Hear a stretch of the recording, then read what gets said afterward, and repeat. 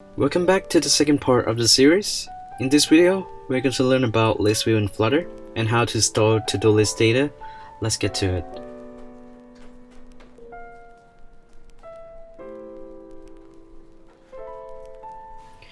So previously, we have created our basic structure and UI for the app, and what we are working on right now is to focus on the to-do list part right here in the expanded widget, and we're going to show you how to use ListView to store data.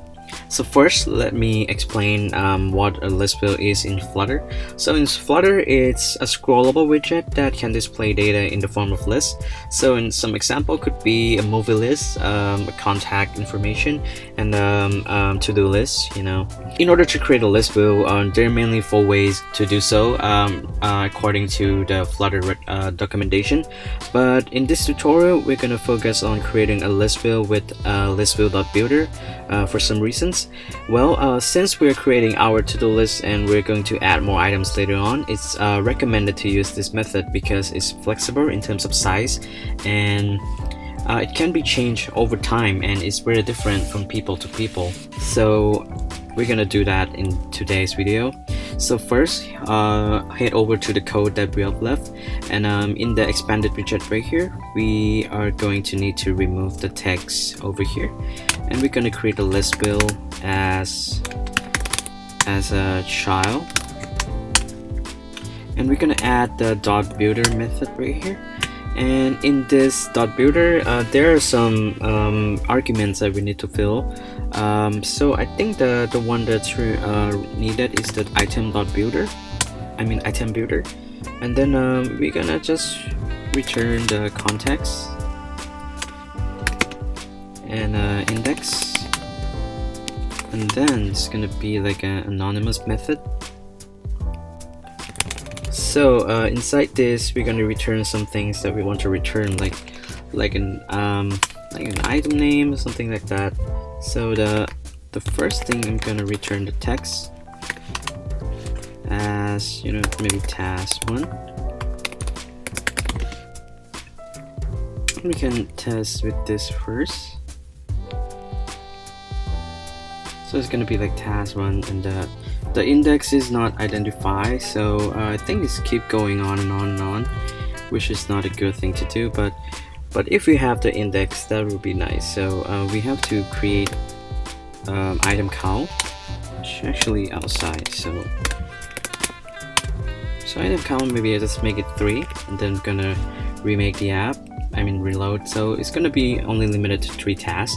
So that's how you specify the size of the I would say an array. It's really is a list. So a list is a collection of items, so you can set the size. And for now, I'm gonna just hard coding this first, and then we're gonna do something else later on. And just so you know, when we return something, this one will be our widget.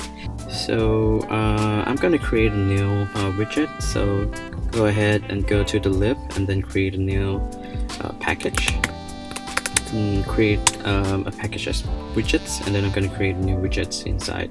It's going to be your Dart file, and I'm going to add something like to do items, maybe with an S, because we're going to add more items. And then we're going to create a stateful widget, and I think we have to import the material .dart, okay, and then the name is going to be to do item with no S, because this is going to be for each. So this one's going to be list tile. So a list tile is basically the data inside the list. So bear in mind that it's going to be just a list tile, and then going to have some basic property like title. So title is going to be something that we can set later on, but I'm gonna just hard code this for now. Some tasks like go to the gym, it's basic, stay healthy and fit, and then add more style. Oh, it's gonna be inside the text. Sorry about that. Let me add this comma, and then I'm gonna add some. Let me try to restructure so it looks better. So, and then it's gonna be a style. I'm gonna do text style. And then we're gonna add some font size to be about 20, and then the font weight to be bold, or maybe something like this. 500 is good. It's a little bold but not too bold. And then we're gonna add more property. So in the list how you can add like leading, or leading or something in the back. So adding like things in the front, things at the back. So I think it's called trailing. Yeah, it's called trailing. So but in this case we're gonna add at the front because we want to take like a taco mark or something like that we can mark and then make a task done. So I'm gonna add leading, and actually we have to import the circular checkbox on the Flutter pop.dev. This is a basic sort of like like a toggle bar we can mark. It's gonna be the circle shape. So go ahead to this link and then click installing, and then we're gonna import the dependencies from here, circular checkbox, and at whatever version you are doing at the moment. So go ahead and go to pop-spec.yaml and then add the circular checkbox and then click the pop-get. And once the tab is done, we can go back to our code. It's inside widgets, to-do items. So now we can add circular checkbox right here, and then I'm gonna set some property. So we can set the value of true, true or false. So I'm gonna create a boolean, sort of like, let me see, I'm gonna add like a boolean of selected. So it's gonna be either true or false. That change when I click the done, when I click on the toggle bar. So the value is going to be this dot selected. Maybe it's out of scope. Oh yeah, because I specified the wrong level, so I have to do it here. Now yeah, you can access to the value. So just so you know that first it's gonna be false, and then once I click on it, it's gonna be true. So it's gonna reverse, to the value. Once I click, it's gonna reverse automatically. Then we're gonna check. We're gonna set the color. So the check color is gonna be colors dot black, and then the active color is gonna be colors dot yellow. And then the inactive color is gonna be colors dot gray, and disable color is gonna be, and with this value you can work it out on your own when you are creating the list. When you want to try with different colors or different UI, you can mix and match, so it's changeable, so don't worry about it. And then on change I'm gonna set so inside here we're gonna set this dot selected value to be the opposite. So this dot selected,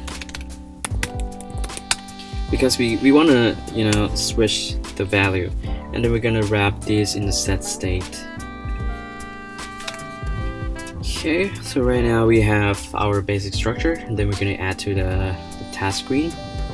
So we're going to return the to-do items. So let's rerun the app, and then when the item counts, it's going to be 3. So it's going to be the same thing for 3. So now we have our, and once we have our design, and once we click on it's going to be the design that we created for.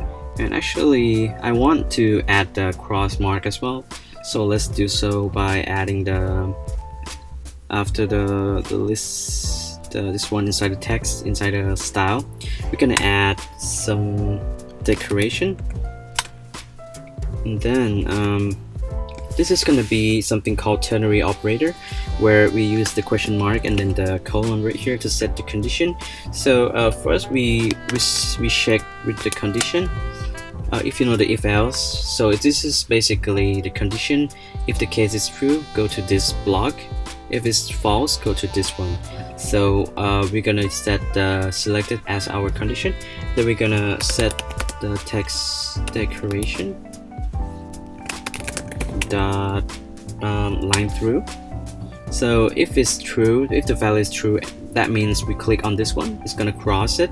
If nothing happens, we're gonna set it to null, which basically means don't do anything. And then we can try to check with hot reloading. Now you can see it's basically crossed, and once we remove it, it's gonna remove the crossing line as well. So once we mark, it's gonna be like this. Alright, so far so good. So in this video, it's basically this much. So in the next video, we're gonna focusing on how to add more tasks to the screen, and we're gonna store our data a little bit better, because this is hard coding, which is not a good practice, but for the purpose of explaining this video, we're gonna do it only this way. And we'll see you in the next video, and I hope you enjoy this video so far. Give us like, subscribe, and share if you want, and feel free to leave some comments for recommendation or some feedbacks. That would be highly appreciated, and I'll see you in the next video. Happy coding. Bye bye.